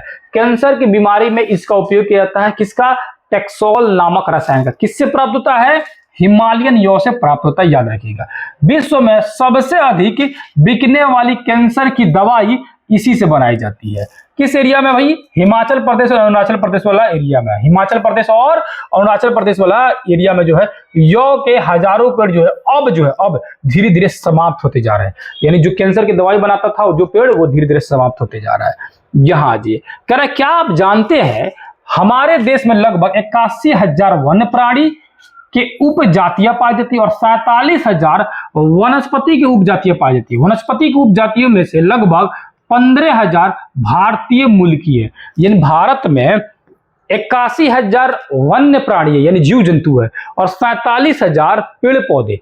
47,000 नहीं, 47,000 प्रजाति के। मतलब जैसे ये नहीं कि आम का एगो पेड़ हो गया ओकरे 47,000 पेड़ लगा दिए कह दिए कि 47,000 पेड़, नहीं। आम, लीची उसी तरह 47,000 किस्म के, 47,000 वैरायटी के पेड़ पौधे यहाँ पर है और 81,000 किस्म के, 81,000 वैरायटी के जीव जंतु जो है भारत में पाए जाते हैं। जो 47,000 जो पेड़ पौधा भारत में पाया जाता है ना, उसमें से विदेश से भी बहुत सारा पौधा है। सिर्फ भारत का 15,000 है, सिर्फ भारत का 15,000 जो भारतीय मूल का पौधा है। भारतीय मूल मतलब भारत का अपना पर्सनल है। अब यह कह रहा है कि बहुत सारे कारणों कारण जो है वन्य प्राणी धीरे धीरे लुप्त होते जा रहे हैं। जैसे भारत में चीता और गिद्ध खत्म हो चुके हैं। चीता और गिद्ध जो है वो समाप्त हो चुका है, याद रखिएगा। ठीक है, पर्यावरण को बदलने के कारण ये सब बहुत सारे कारण होते हैं समाप्त होने का। आज भारत में 744 प्रजातियां जो है विलुप्त हो चुकी है। 22,561 प्रजातियां जो है विलुप्त होने के कगार पे है। जैसे यहाँ पर पेड़ पौधा 384 विलुप्त हो चुका है। 19,079 जो है विलुप्त होने के कगार पे है। मछलियां 21 को विलुप्त हो चुका है। यह पूरा डाटा दिया गया, एक एक डाटा पढ़ने से अच्छा है कि आप वीडियो कैसे पॉज मारिए और इसको पढ़ डालिए। और ये दिमाग में आ रहा होगा कि नोट्स कहाँ मिलेगा। नोट्स जो है, नोट्स और इसके एमसीक्यू भी बहुत जल्द आप लोग कराने वाला हूं। हो सकता है कल आप लोग को करा दूं एमसीक्यू या परसों करा दूं। अब रेगुलर क्लास चलेगा, डेली आप लोग एक वीडियो देखने के लिए मिलेगा। तो एमसीक्यू भी इसका होगा, चैप्टर वाइज एमसीक्यू होगा बहुत बेहतरीन तरीके से। तो आप लोग एमसीक्यू नोट्स जो भी चीजें लेना होगा, जो चैनल का नाम है यही नाम है हम लोग को एप्लीकेशन का ESC कार्ड, वहां से प्राप्त कर सकते हैं या आप हमारे नंबर पर कांटेक्ट कर लीजिएगा, वहां से आपको सारी जानकारी दे दी जाएगी। नंबर आप लोगों को लास्ट में बता दूंगा, या नंबर नोट डाउन कर लीजिएगा 9905500148। इस नंबर से जो है आप नोट्स, PDF या जो भी चीजें MCQ प्राप्त कर सकते हैं। ये हाईलाइट किया गया बुक भी वहां से मिल जाएगा और आपके आने वाले आगामी परीक्षाओं के लिए बहुत ही महत्वपूर्ण होगा। विलुप्त होने वाले कगार में देखेंगे तो बहुत सारे जानवर है, जैसे कि कृष्णसार है यानी ब्लैक बक है, चीतल है, भेड़िया है, अनुप मृग है, नीलगाय है, भारतीय करंग है, बारहसिंगा, चीता, गेंडा, गिर सिंह, मृगन, हसावर, हवासील, सारंग, श्वेत सारस, बहुत सारा जीव जंतु जो है वो क्या है जो विलुप्त होने के कगार पर पहुंच चुके हैं और इनमें से कुछ विलुप्त भी हो चुके हैं। यहाँ जी कह रहे क्या आप जानते हैं कि जो तलीय जल जमा होने के कारण जो क्षेत्र पैदा होता है उसे वेटलैंड कहा था। मतलब क्या, नदी के पानी ढेर हो गया और नदी के पानी जब उफान मारने लगा तो छितर के चारों ओर फैल जाता है। तो जब चारों ओर फैल जाता है ना, तो जब पनिया लगा, जैसे नदी में से पानी ढेर हुआ, नदी का पानी ऐसे उठ के चारों ओर छितर गया, जितना दूर लेके लगा ना उसको बोला जाता है पानी पिटले है। गांव में लोग बोलता है कि पानी पीट दिया है। उस एरिया को ज्योग्राफी की भाषा में या गांव ग्रामीण क्षेत्र में भी लोग बोलता है कि चेंवर है, यानी पानी लगा रहता है, उसको चेंवर बोलते हैं। उसी को क्या बोलते हैं भैया, मन बोलते हैं। जैसे कि नाम सुने होंगे आप लोग, चेंवर का नाम सुने होंगे, मन का नाम सुने होंगे। ठीक है, बिहार बहुत सारे ऐसे मन देखने को मिलेगा, तो उसको चौर, मन या टाल भी बोला जाता है। टाल उसको पट्टा बोला जाता है। जैसे पानी पिटले रहता है जो जगह यहाँ पर। पानी कैसे पिटेगा, नदी में पानी ढेर हुआ, छितर जाएगा, चारों तरफ पानी फैल जाएगा। जैसे बाढ़ होता है ना, सिंपल समझिए, तो परमानेंट बाढ़ लगल रहेगा। कुछ ऐसा एरिया होगा जहाँ हमेशा पानी जमा रहता है, हमेशा पानी जमा रहता है, उसी क्षेत्र को कहा जाता है टाल, चेवर या मन, तीनों में से कुछ बोलिए। ठीक है, अब कह रहा है कि दूसरा यहां पर देखेंगे कि प्रदूषण के कारण जो है पेड़ पौधा बर्बाद हो रहा है। पराबैंगनी किरणें, अम्ल वर्षा आदि जो है, हरितगृह, ये तीनों चीजों के बारे में डिटेल्स आप लोगों को आगे भी जानना है। इन सभी चीजों के बारे के वजह से भी पेड़ पौधे बर्बाद हो रहे हैं धीरे धीरे। पराबैंगनी किरणें जो होता है सूरज से आती है, जो कि हमारी वायुमंडल में एक लेयर होता है जिसका नाम है ओजोन परत, वो रोक लेता है इसको। अगर ये आएगा ना तो और ज्यादा नुकसान होगा। अम्ल वर्षा एसिड होती है, एसिड जब पानी क्या होता है ना, जब बारिश के पानी जब नीचे आता है ना, तो हवा में क्या होता है, हवा में कुछ अशुद्धियां होती है, जैसे कि N2 होती है, nitrous oxide N2, sulphur oxide होती है, ठीक है। तो ये कुछ अशुद्धियां जो होती है ना, वो पानी में जैसे मिलता है तो रिएक्शन करके पानी को जहरीला बना देता है, जिसको अम्ल वर्षा कहा जाता है। हरित गृह प्रभाव मतलब होता है कि धरती पर प्रदूषण की वजह से गर्मी बढ़ गया। अब गर्मी बढ़ेगा ना तो क्या होगा कि जो ग्लेशियर है, ग्लेशियर मतलब क्या है, जो बर्फ का पहाड़ है वो पिघलने लगेगा, तो पानी पानी हो जाएगा चारों तरफ से, ठीक है, तो बाढ़ आ जाएगा, ठीक है, बाढ़ आ जाएगा। आर्थिक लाभ की वजह से लोग जो है पेड़ पौधे को बर्बाद कर, मतलब कि कुछ ऐसे पेड़ लगा रहे हैं जो सिर्फ ज्यादा से ज्यादा पैसा दे आपको, खूब महंगा दाम बेचा है, धरती के हिसाब से नहीं लगा रहे, मिट्टी के हिसाब से नहीं लगा रहे, पैसा कमाने के हिसाब से लगा रहे, या जंगलों में कि जीव जंतुओं को चुरा चुरा कर बेच दे रहे हैं। क्या कर रहे हैं, चुरा चुरा कर बेच दे रहे हैं, कालाबाजारी कर रहे हैं। इसे जीव जंतु को पेड़ पौधे पर क्या हो रहा है, भारी नुकसान के सामना देखने को पड़ रहा है। चीन में ऐसे कालाबाजारी जो है बहुत ज्यादा होता है, चीन में बहुत ज्यादा होता है। चीन ऐसे भी कालाबाजारी वाला एरिया है। आगे आ जाइए। कह रहा है कि ग्रामीण क्षेत्र में आज भी वनों को मतलब कि पूजा जाता है, पौधे को कई जो धार्मिक क्रिया है, पूजा पाठ की क्रिया है, वहाँ पौधे को जो है यूज किया जाता है। जैसे तुलसी की पूजा होती है, पीपल की पेड़ की पूजा होती है, बरगद की पूजा होती है, कई ऐसे पेड़ है जिसकी पूजा की जाती है। उससे क्या फायदा होता है, उससे देखो धार्मिक चीजें अलग है ना, धार्मिक चीजें उससे बिल्कुल ही जुड़ी होगी, उससे धार्मिक कुछ ना कुछ फायदा होता होगा, वो धर्म के लोग जानते हैं और आप लोग जानते होंगे बेहतर तरीका से। लेकिन उससे ये जरूर फायदा होता है कि उन पेड़ पौधे को आप लोग सुरक्षित बचा कर रखते हैं, जो कि पर्यावरण के लिए बहुत ही महत्वपूर्ण होता है, ठीक है, याद रखिएगा, ठीक है। कह रहे हैं कि धार्मिक अनुष्ठानों में 100 से ज्यादा पेड़ पौधों का यूज किया जाता है भारतीय ग्रामीण क्षेत्रों में, ठीक है, या पूजा पाठ के कार्यक्रमों में, याद रखिएगा। अशोक जो है ना, 3री शताब्दी के सम्राट अशोक जो है पेड़ पौधों पर काफी ध्यान दिए थे और जंगल वगैरह जो है खूब लगवाते थे, याद रखिएगा। नाम दिया है तो याद कर लीजिएगा। उसके बाद कह रहा है कि मध्यकाल में मुगल साम्राज्य के संस्थापक जहरुद्दीन बाबर और जहांगीर के अभिलेखों से प्रकृति संरक्षणवाद का उल्लेख मिलता है। क्वेश्चन पूछेगा, निम्न में से किस मुगल बादशाह के उल्लेख से प्रकृति संरक्षण वाद का जो है संबंध है या जानकारी प्राप्त होती है? कौन मुगल बादशाह? तो बाबर और जहांगीर से। और पूछेगा प्राचीन काल के 3री शताब्दी, या सिर्फ प्राचीन काल दे दे, प्राचीन काल के कौन सा शासक जंगलों के संरक्षण के बारे में जो अत्यधिक चर्चा करता था, जिसकी उल्लेख जो है हमें देखने के लिए मिलता है, जिसकी जानकारी हमें प्राप्त होती है? तो सम्राट अशोक थे। कौन थे? सम्राट अशोक थे, याद रखिएगा। यानी मुगल में जहांगीर और बाबर और प्राचीन समय में अशोक थे। हालांकि बीच में बहुत सारे शासक होंगे जिनकी जानकारी हमें प्राप्त है और किताबों में जो मेंशन किया उसके बारे में बताया जा रहा है। अब कह रहा है कि अमृता देवी जो है जंगल को बचाने के लिए काफी कोशिश की थी, जो कि राजस्थान के एक बिश्नोई परिवार की है।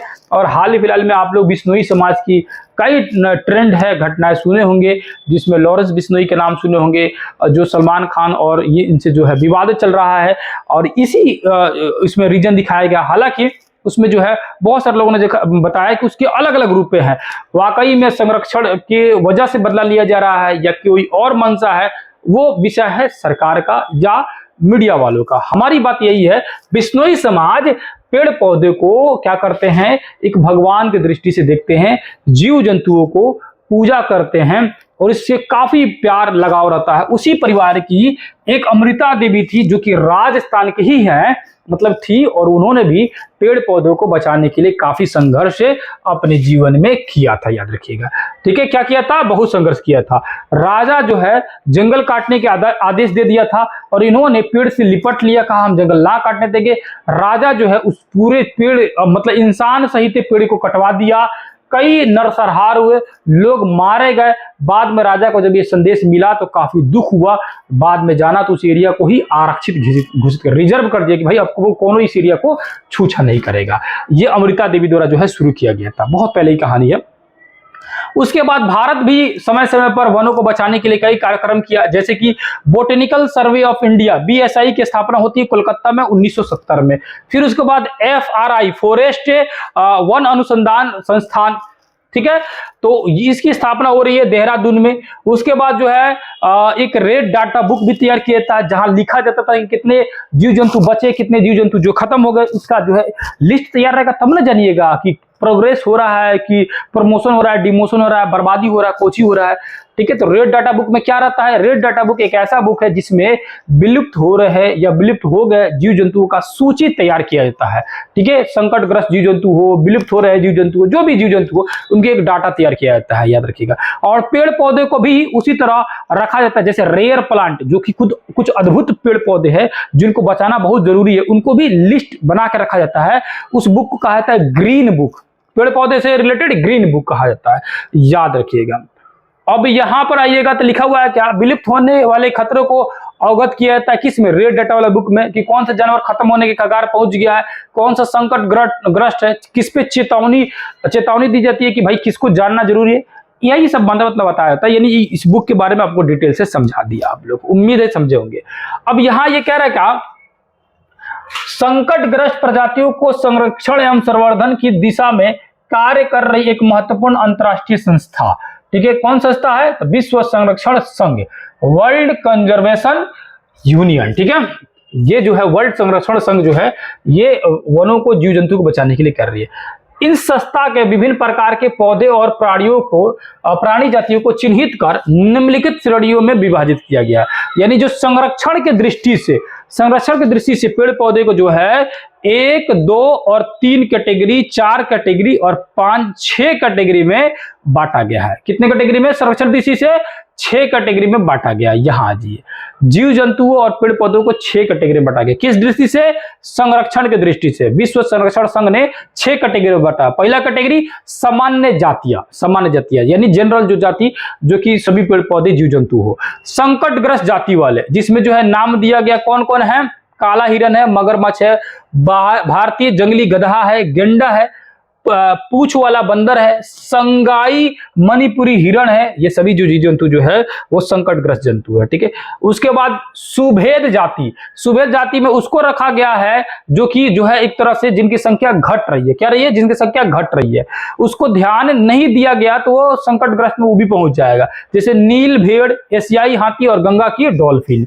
उसके बाद दुर्लभ जाति जो कि बहुत कम रेयर पाया जाता है, वैसे जीव जंतु को इस कैटेगरी में रखा जाता है। और उसके बाद स्थानीय जाति यानी कि ऐसे जीव जंतु जो वहीं पर पाया जाता है, कहीं और नहीं पाया जाता, जैसे अंडमानी टील, निकोबारी कबूतर, अंडमानी जंगली सुअर, अरुणाचल प्रदेश के मिथुन, ये सब जीव जंतु जो है वो उन्हीं क्षेत्रों में पाया जाता है, कहीं और नहीं पाया जाता है। अब लुप्त हो गया, अगला कैटेगरी है लुप्त, जो खत्म हो गया, जैसे कि एशियाई चीता, गुलाबी सर वाला बतख, डोडो पक्षी, ये सभी जो चीजें जो है लुप्त हो चुकी है। अब हर कैटेगरी को आपको याद रखना, इसको वीडियो पॉज करके एक बार दोहराना है, कॉपी में नोट डाउन करना है, याद हो जाएगा। आदत डालिए इसको लिखने के लिए, पढ़ने के लिए, याद जरूर हो जाएगा। ठीक है, याद रखिएगा। आगे आ जाइए। संरक्षण के लिए और भी बहुत सारे संस्थाएं काम कर रही है, जैसे कि वर्ल्ड वाइल्ड फंड जो है, ये एक फंड है जिसमें पैसा इकट्ठा किया जाता है ताकि समय समय पर दुनिया के वनों को, जीव जंतुओं को संरक्षण दिया जा सके, उसको बचाया जा सके। ठीक है, आगे आ जाइए। यहां पर देखिएगा तो वन जीवों को प्राकृतिक आवास बनाया गया ताकि वो आसानी से रह सके। प्राकृतिक आवास बनाए मतलब प्राकृतिक आवास, जैसे प्राकृतिक अपने आप से नेचुरल जो जंगल है उसको घेर के रख लिया, रिजर्व कर दिया गया, तब उसको बोलते हैं क्या भैया? इन सेटू बोलते हैं। और अगर खुद से कृत्रिम रूप से आवास बनाए, कृत्रिम रूप से जंगल बनाए, कृत्रिम रूप से जानवरों को रहने के लिए, जैसे कि जू हो गया, चिड़ियाघर हो गया, तो उसको बोलेंगे एक्स सीटू यानी आप खुद बनाए है। और नेचुरल रूप से जो एरिया है उसको इन सीटू कहा जाता है, याद रखिएगा। कह रहा है कि वन प्राणियों के संरक्षण एवं संरक्षित क्षेत्र में क्या क्षेत्र है? 1, 2 और 3, यानी कि वन प्राणियों को संरक्षण के लिए संरक्षित क्षेत्र कितने हैं? तो 3 गो है। राष्ट्रीय उद्यान, बिहार अभयारण्य एवं जैव मंडल सम्मिलित है। यानी कि वनों को संरक्षण के लिए जो है 3 कैटेगरी में उसको बांट दिया गया। राष्ट्रीय उद्यान में, अभयारण्य में और जैव मंडल में। राष्ट्रीय उद्यान मतलब होता है नेशनल पार्क। नेशनल पार्क में जो है बाहरी कोई भी लोग इसमें हस्तक्षेप नहीं कर सकता, बाहरी लोग जो है उसमें क्या कर सकता है? इंटर नहीं कर सकता, याद रखिएगा। बाहरी लोग जो है इंटर नहीं कर सकता, याद रखिएगा। 85 गो राष्ट्रीय उद्यान उस समय था, अभी वर्तमान में 106-7 से भी अधिक है। 106-7 से भी क्या है? अधिक है, याद रखिएगा। उसमें क्या था? 85 को, तो याद रखिए। पहले की बात करिए, अभी जो वर्तमान में ज्यादा है। क्या ज्यादा है? तो ज्यादा क्या है? ये नेशनल पार्क ज्यादा है। आगे आ जाइए।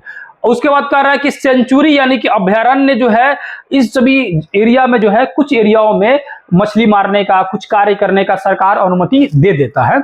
यानी कि ये भी एक तरह से क्या प्रोटेक्टेड एरिया टाइप का हो गया। कौन सा? सेंचुरी यानी अभयारण्य। 500 से अधिक जो है अभयारण्य अभी तक वर्तमान में है, पहले 448 से था। बिहार में कुछ ऐसे भी सेंचुरी यानी अभयारण्य है, जैसे कि कांवर झील कहाँ का है? बेगूसराय का। दरभंगा का कुशेश्वर स्थान, ये सब अभयारण्य कहलाते हैं, याद रखिएगा, ठीक है। जैव मंडल में यानी कि बायोस्फीयर रिजर्व जो है ऐसे जो है विश्व में 65 से अधिक है, 65 से अधिक है। लेकिन भारत में पहले 14 को था, अभी वर्तमान में 18 को बायो रिजर्व जो है एरिया है, क्षेत्र है, ठीक है। बायोस्फीयर रिजर्व जो है यानी जैव मंडल वाला एरिया है, याद रखिएगा। आगे आ जाइए। सॉरी, विश्व के 65 देशों में करीब जो है 243 को है, वो 65 देश की बात हो रही थी, 65 को नहीं, 243 को पूरी दुनिया में। लेकिन वर्तमान समय 300 से भी प्लस हो चुका है, 300 से भी प्लस हो चुका है पूरी दुनिया की बात किया जाए तो। यहाँ जी अब अच्छा वही पेज दोबारा आ गया है, यहाँ जी। अब यहाँ पर कुछ जो है राष्ट्रीय उद्यान और अभयारण्य के नाम दिया है, जैसे मध्य प्रदेश का ये पूरा नाम दिया गया, जिसमें कुछ मैंने टिक लगाया हुआ है, इसको जरूर याद कीजिएगा, खूब पूछते हैं। जैसे कान्हा राष्ट्रीय उद्यान कहाँ का है, किस राज्य का है? मध्य प्रदेश का। पन्ना, पेच, सतपुड़ा, तो सब मैंने टिक लगा दिया है। आप इसको वीडियो को पॉज कर करके पढ़ जरूर लीजिएगा कि कौन सा राष्ट्रीय उद्यान किस क्षेत्र का है, ठीक है, जरूर पढ़ लीजिएगा, ठीक है। और कुछ कुछ ट्रिक भी लिखने की कोशिश करूंगा, किया हूं, जो आप चाहें तो उसको पढ़नी पड़िएगा, तो आपको याद जरूर हो जाएगा। हर जगह का दिया गया है, जैसे झारखंड का है हजारीबाग, पलामू, डालमा, ये सब झारखंड का क्या है? अभयारण्य है, याद रखिएगा, ठीक है। उसी तरह ये सारे जगहों का आप लोग को नाम याद कर लेना है। क्या करना है? नाम याद कर लेना आप लोग को। जम्मू कश्मीर से लेकर हर राज्य का, लगभग हर राज्य का दिया गया और यहाँ मैप पर भी बताया गया है, ठीक है। आगे आ जाइए। आगे कह रहा है कि भैया घड़ियाल का प्रजनन देखें। कुछ प्रजनन केंद्र है जहां पर जो है जीव जंतुओं को रखा जाता है ताकि उनकी जनसंख्या बढ़ सके। जैसे मुरैना एक जगह है मध्य प्रदेश में, मुरैना, ठीक है। मुरैना ये जो है घड़ियाल की संख्या को भारी कमी हो रही थी, उसको देखते हुए संरक्षण के लिए मध्य प्रदेश में एक क्षेत्र बनाया गया, यानी घड़ियाल संरक्षण के लिए एक जगह बनाया गया। कौन सा? मुरैना, जो कि मध्य प्रदेश में। और यही क्वेश्चन पूछा था, घड़ियाल प्रजनन केंद्र निम्न में से कौन सा स्थान है? मध्य प्रदेश का मुरैना है। उड़ीसा के नंदन कानन में उजले बाघ का प्रजनन केंद्र, और इस बार क्वेश्चन यही पूछेगा, याद रखिएगा। उड़ीसा में उजले क्वेश्चन पूछेगा कि उजले बाघ का प्रजनन केंद्र निम्न में से किन जगहों पर है? ऑप्शन में दिया रहेगा नंदन कानन, कहाँ का? या ऑप्शन में दिया रहेगा उड़ीसा, उड़ीसा का नंदन कानन, याद रखिएगा। आगे आ जाइए। बिहार का दरभंगा जिला जो है, जो कुशेश्वर स्थान है, वो भी फेमस है किसके लिए? पक्षी अभयारण्य के लिए, पक्षी अभयारण्य के लिए, ठीक है। और इन सभी वनों को अगर सरकार देखने के लिए क्या करती है? वॉच टावर बनाती है। वॉच टावर एक बड़ा सा टावर टाइप का रहता है, बड़ा सा टावर रहता है, जहां से पूरे एरिया को देखते रहता है, कवर करते रहता है, ठीक है। कह रहा है कि जैव अपहरण मतलब क्या होता है? देखो, जैव अपहरण मतलब होता है ना, जीव जंतुओं की अनुवांशिकी गुणों का हेराफेरी करना, अनुवांशिकी गुणों का हेराफेरी करना, उसको जैव अपहरण कहलाता है। क्या कहलाता है? अनुवांशिकी गुणों का हेराफेरी जैव अपहरण कहलाता है, याद रखिएगा। अनुवांशिकी गुण मतलब होता है कि हर जानवर का अपना अपना अलग अलग गुण होता है, कोनो लंबा होने का गुण है, कोनो को छोटा रहने का गुण है, कोनो को मजबूत होने का। तो वैज्ञानिक फेर बदल कर देता है लोग, लंबा वाला गुण जो है कोनो छोटका में डाल देता है, छोटका वाला गुण कोनो दूसरा में डाल देता है लोग। तो गुणों का, अनुवांशिक गुणों का हेराफेरी करना क्या कहलाता है? जैव अपहरण कहलाता है। क्या कहलाता है? जैव अपहरण कहलाता है। आगे जी, यहां जी उसी तरह से यहां कह रहा है का एक जर्म प्लाज्म की पहचान की गई। जर्म प्लाज्म की, ये क्या है भैया? जर्म प्लाज्म, तो ये जो है ना, ये जर्म प्लाज्म जो है, ये अमेरिका का एक उगाए जाने वाला धान है। ये धान जो है ना, हूबहू हम लोग भारत का जो बासमती चावल है ना, उसी के समान है। लीजिए भैया, यानी आनुवंशिकी गुणों का हेराफेरी किया गया, या सेम उसी प्रकार के पौधे का जो है उगाया जा रहा है अमेरिका में, जो अपना यह बासमती चावल है, उसी को अमेरिका में जर्म प्लाज्म कहा जाता है। क्या कहा जाता है भैया? जर्म प्लाज्म कहा जाता है, याद रखिएगा। सेम उसी तरह है, ठीक उसी तरह अफ्रीका में भी एक तरह से पाया जाने वाला पौधा है जिसका नाम है ब्रेजीन। क्या नाम है भैया? पेंडिपलांड्रा ब्राजियनी ब्रेजीन, सिर्फ नाम याद रखिएगा, ब्रेजीन, ठीक है ना, याद रखिएगा, ठीक है। उसके बाद देखेंगे तो यहां पर कह रहे हैं क्या कि चीन वाले लोग जो है ना, वो चीनी को प्राप्त करने के लिए क्या करते हैं? एक ब्रेजीन नाम का पौधा जो है यूज करते हैं, ठीक है। पश्चिमी अफ्रीका में पाए जाने वाले ये पौधा जो है, इसी पौधा का जो उपयोग जो है वो क्या करते हैं, इस पौधे में पाए जाने वाला एक प्रोटीन होता है, उसी पौधा का उपयोग चीन वाला चीनी के लिए करता है। क्या करता है भैया, सॉरी चीन वाला कह रहा हूं, चीनी के लिए किया जाता है। क्या किया जाता है, ये अफ्रीका वाला लोग जो है क्या करते हैं, ब्रेजिन नामक पौधे में, ब्रेजिन नामक पौधे में, चीन नहीं, यहाँ पर एक थोड़ा सा इसको करेक्शन कीजिएगा, कह रहा है क्या, ब्रेजिन नामक एक पौधा है। कहां पर, कहां की बात हो रही है, पश्चिमी अफ्रीका की बात हो रही है। पश्चिमी अफ्रीका में एक ब्रेजिन नामक पौधा है। इस पौधे का उपयोग चीनी मतलब होता है मिठास के रूप में यूज किया जाता है। हालांकि मिठास के मामले में चीनी का भी बाप है ये पौधा, चीनी का भी क्या है, चीनी का भी बाप है। 2000 गुना मिठास पैदा कर देता है ये ब्रेजिन नामक पौधा। कहाँ का है, ये अफ्रीका का पौधा है, पश्चिमी अफ्रीका का। अब कह रहा है अमेरिका का लोग भाई जो मिठास यानी चीनी कैसे बनाते हैं, तो ये लोग बनाते हैं, अमेरिका वाले लोग जो है ये बनाते हैं मकई के पौधा से। किससे भैया, मकई के पौधा से जो है क्या बनाते हैं, चीनी बनाते हैं। अपना यह चीनी गन्ना से प्राप्त होता है, अमेरिका में मकई से प्राप्त होता है, और पश्चिमी अफ्रीका में, अफ्रीकन कंट्री में ब्रेजिन नामक पौधा है जो 2000 गुना मिठास होता है उसमें। बताओ, अद्भुत है भाई सब हर जगह का। अब कह रहा है कि कुछ हॉट स्पॉट जो है, हॉट स्पॉट वाला एरिया घोषित किया गया। हॉट स्पॉट क्या होता है, कुछ ऐसे एरिया है जहां पर कुछ ऐसे जीव जंतु पाए जाते हैं जो पूरी दुनिया में नहीं पाए जाते, विचित्र जीव जंतु, अद्भुत, उन सभी जगहों को हॉट स्पॉट घोषित कर देता है। दुनिया चाहती है उसको बचाया जाए, अगर उसको बचाना है तो उस एरिया को हॉट स्पॉट घोषित कर दिया जाता है कि भैया ये यूनिक प्रकार के चीज पाया जाता है। क्या पाया जाता है, यूनिक प्रकार के। कैसे, देशज प्रजाति की संख्या से निर्धारण होता है। वहां पर जो है जो भी प्रजाति के जीव जंतु पाए जाएंगे या पेड़ पौधे पाए जाएंगे वो कहीं और नहीं पाए जाएंगे, सिर्फ वहीं पर पाए जाते हैं, तो उस एरिया को हॉट स्पॉट वाला एरिया कहा जाता है। ठीक है, याद रखिएगा। अब यह कह रहा है कि भाई बाघ को बचाने के लिए 1973 में कदम उठाया गया और बाघ संरक्षण जो है शुरू किया गया, कार्यक्रम शुरू किया गया। शुरुआत समय में बाघों की संख्या बहुत ज्यादा थी, लेकिन बाद में बाघ की संख्या बहुत ज्यादा घट गई। देखो 5500 से लेकर 1827 को बाघ जो है बचा, याद रखिएगा। कह रहा क्या आप जानते हैं, कैमरून के एक बोरोरो जनजाति के लोग हैं। कौन की, बोरोरो। अब देखो बोरोरो का कांड क्या करता है लोग। अब बोरोरो से याद रखो कि रो कितनो रो, किसको रो लाता है लोग, इस शेर को रोला देता है लोग। इतना प्रजाति के लोग खतरनाक है लोग कि शेर को रोवा देता है लोग। शेर के कैसे रोवा देता है लोग, ई क्या करता है लोग, इल्लुकाइल रहता है लोग, इसे सियार की तरह। और शेर जैसे ही किसी जानवर का शिकार करता है ना, जैसे शिकार करके मुंह आते का जानवर को, तो ऐसे चिल्लाते आएगा सब, हो हल्ला करते आएगा सब, हल्ला करते आएगा सब, बस शेर भाग जाएगा। और शेर भाग जाएगा ना तो जो शिकार किया हुआ जो जानवर उसको उठा के ले जाके खुद खा जाएगा सब। यानी शिकार करता है शेर और खा जाता है लोग, खुद खा जाता है लोग। देखो कितना खतरनाक है शेर, बोरोरो, यानी रोवा देता है लोग शेर को। अब शेर भूखे रह जाता है। याद रखिएगा, शेर एक ऐसा जानवर है जो दूसरे का शिकार कभी भी नहीं खाता, खुद से शिकार करेगा तभी खाएगा। अब बताओ, दूसरे का शिकार खाएगा नहीं और वो शिकार कर रहा तो शिकार ही बोरोरो जनजाति टांग के लेके चल जा रहा है, तू बेचारा खाए तो खाए, कोजी खाए। तो शेरों की संख्या घटती गई, भूखे प्यासे शेर मर गया, लेकिन नहीं खाया तब नहीं खाया। ठीक है, समझे ना। इस प्रकार के शिकार को क्या बोलते हैं, क्लेप्टोपैरासाइटिज्म। समझ आया, एक बार बोल दिए, दोबारा 3 बार बोलेंगे तो ये बोले में हमारा घबरा जाएगा, तो आप लोग इसको पढ़ लीजिएगा लोग, क्लेप्टोपैरासाइटिज्म में। ठीक है, समझे ना। इस प्रकार के शिकार करते हैं, मतलब शिकार की चोरी कर लेना, समझेगा ना, शिकार की चोरी कर लेना, याद रखना। बाघ परियोजना तो 1973 में शुरू किया गया, आप सभी को बहुत अच्छे से पता है। बाघों की संख्या जो है बढ़ाने की कोशिश किया गया। 1985 में 4000 हो गया था, 89 में 4334। ठीक है, फिर धीरे धीरे जो बाघों की संख्या जो है घटी बढ़ी, ये सारी चीजें याद रखिए, कब घट रही है कब बढ़ रही है सब याद रखिएगा।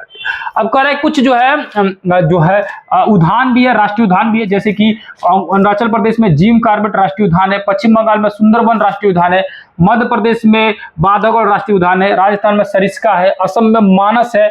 और हालांकि ये ऊपर में अभी जस्ट जो दिख रहा था अभयारण्य और उद्यान वगैरह, उसमें सब के सब नाम दिए होंगे, अलग से जानने की जरूरत नहीं है। ठीक है, अब यहाँ ये सरिस्का के बारे में राजस्थान में दिया ही गया है, जो है ये भैरव देव डाको बिहार क्षेत्र घोषित कर दिया गया उस एरिया को, ये भी दिया ही गया है। जितने भी क्षेत्र का नाम जो ले रहा हूं ऊपर दिया गया पूरा लिस्ट में, एक बार जरूर याद कीजिएगा, उम्मीद है कि सारा लिस्ट आपको मिल जाएगा। चिपको आंदोलन, इसके बारे में जानिए। ये जो है उत्तर प्रदेश के डेहरी गढ़वाल पर्वतीय जिला, पर्वतीय जिला में सुंदरलाल बहुगुणा के नेतृत्व में जो है ये शुरू किया गया था। 1972 में ये आंदोलन जो है प्रारंभ हुआ था, चिपको आंदोलन, जिसमें पेड़ से चिपक कर, फिर वही वाला अमृता देवी वाली कहानी, पेड़ से चिपक कर जो है पौधे को काटने से बचाने की बात कर रहे थे। कौन कर रहे थे? सुंदरलाल बहुगुणा, जो हाल ही फिलहाल में इनकी मृत्यु जो है वो हुई है। ठीक है, याद रखिएगा। कहां के थे? तो उत्तर प्रदेश के कौन सा जिला? तो टेहरी गढ़वाल जिला से, जो कि अभी वर्तमान समय ये जो जगह है ना, ये उत्तराखंड में है। पहले उत्तराखंड और उत्तर प्रदेश एक में था। आगे आ जाओ, यहाँ आ जाओ। अब यहाँ पर देखोगे तो भारतीय, ऐसे भी भारत के बहुत सारे ऐसे धर्म हैं जो पेड़ पौधों को संरक्षण देते हैं, पेड़ पौधे को बचाते हैं। ठीक है, याद रखिएगा। जैसे बौद्ध और जैन धर्म तो कीड़ा मकोड़ा कभी मारता नहीं, लोग पेड़ पौधे का तो बहुत दूर की बात है कि नहीं। हम अब कह रहे हैं कि वन्य जीवों के संरक्षण के लिए कानूनी प्रावधान बनाया गया, कानूनी प्रावधान किया गया, और वन संरक्षण के लिए बनाए गए नियम और कानूनी प्रावधान को दो भागों में बांटा गया है। एक को बोला गया अंतर्राष्ट्रीय नियम, दूसरा बोला गया राष्ट्रीय नियम।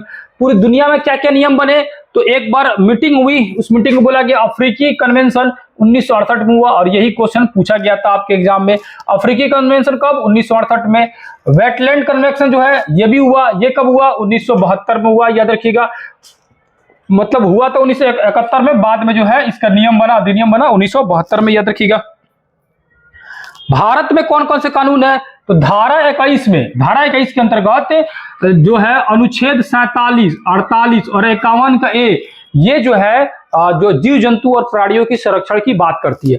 47 क्या करता है? 47 कहता है क्या, आर्टिकल नंबर 47 कहता है क्या, नशीली पदार्थों पर रोक सरकार लगा सकती है। कोई भी राज्य सरकार नशीली पदार्थ पर रोक लगाएगी। ठीक है, नशीली चीजों का जो है, हानिकारक चीजों को रोकथाम करेगी।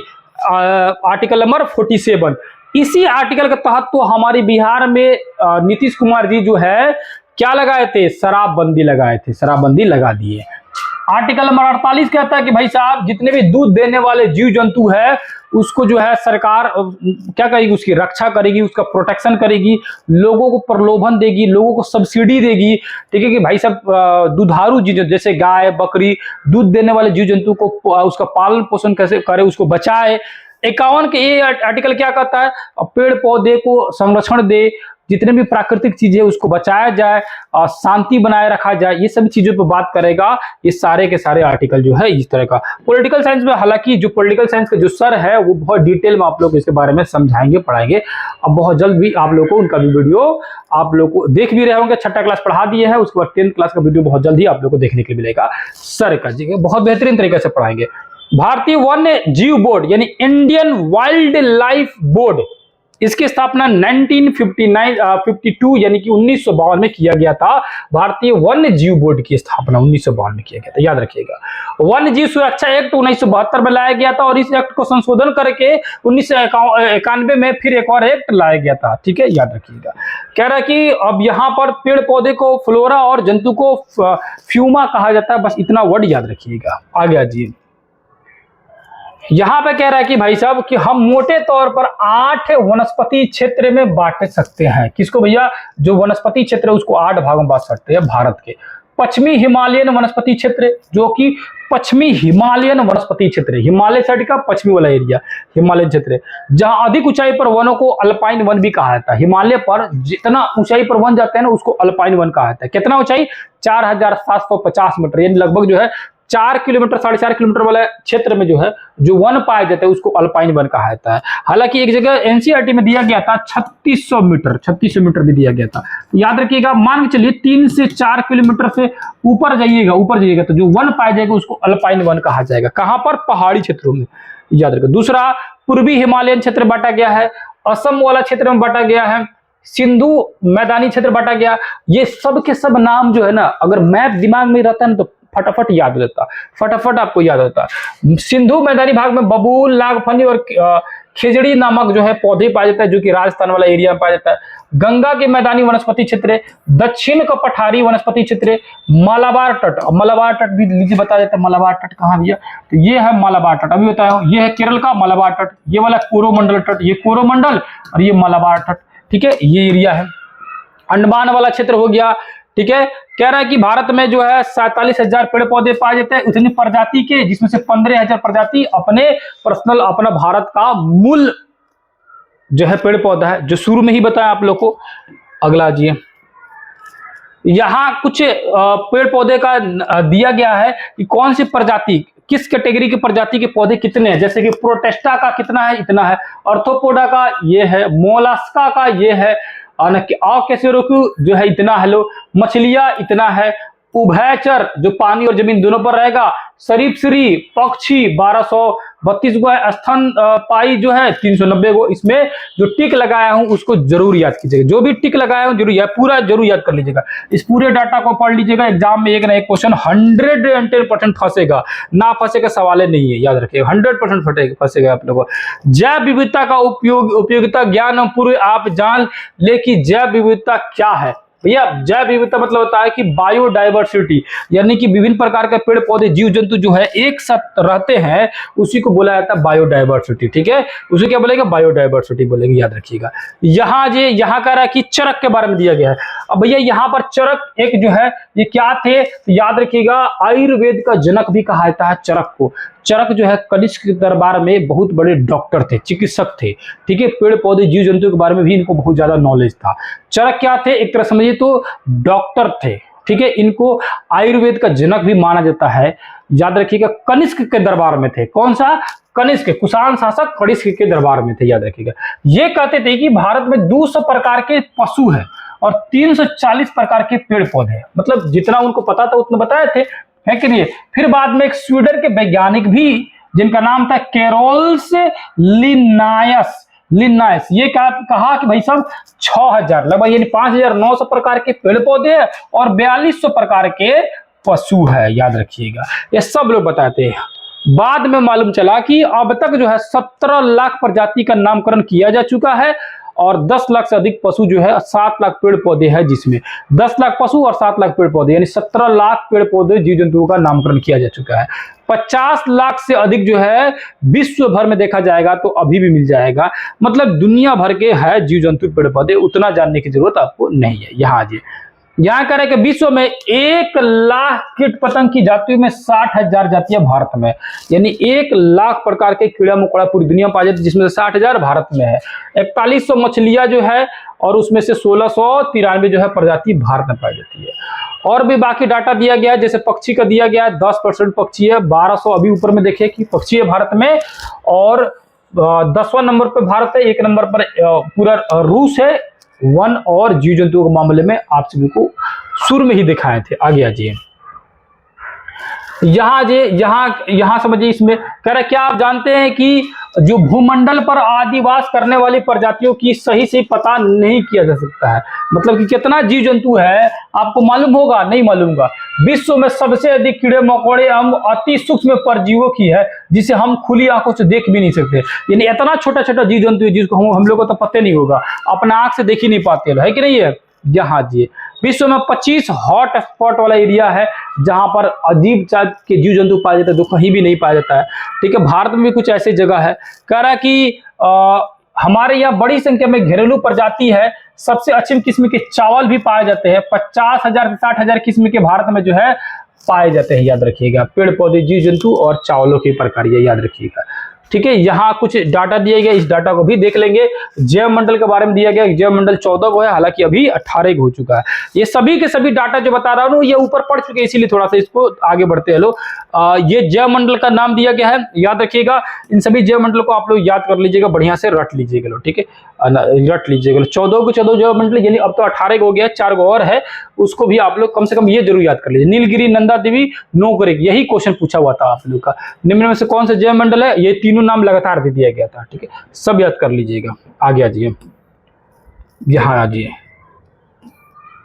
कह रहा है कि भाई साहब जैव विविधता के मुख्य उपयोगिता निम्नलिखित होते हैं। जैव विविधता से क्या होता है भैया, तो आधुनिक कृषि के 3 प्रकार होते हैं।